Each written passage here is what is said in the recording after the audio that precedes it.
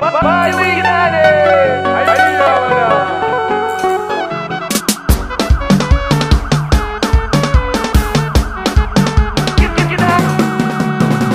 Wai da shan da kika yi mini a zuciya sai yaushe za ya tsire zance na. Dan kwaya ne a furansa na yarwa yaushe za ki cire zance na. San kiran na saka a cikin raina kin ga yayi bagire zance na. Ki zo mu tarbe da madarar so ne bambari ta bare zance na. Yaushe wutar da ake so ta hanze ba ta da kare zance na. Ko a jirgi ne in na ganki a bar so na zani dire zance na. Sai yaushe zan shiga naki na san ki dan na shigo ki rufe zance na. Kawai ki daure min zuci ki tirke a ciki ki kafe zance na. Ya ce da barki za yi min sauyi ana yafe zance na. Rashin ki a kusa zai kone raina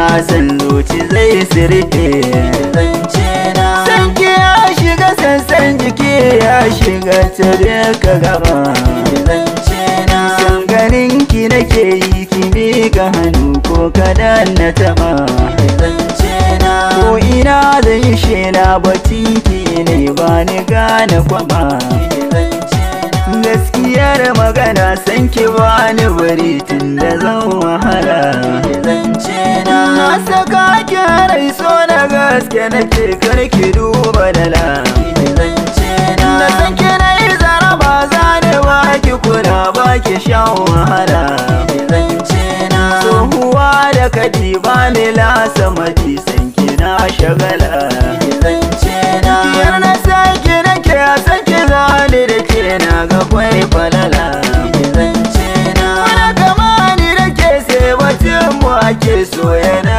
da sila zance na. Yanzanen da nake kararrawa ni da ke tun da zan wahala zance na. Idan yana nan da rage makina nan da rai dole ma kulla zance na. Ina ta miki kidi kar da ki min hani gidan ku zan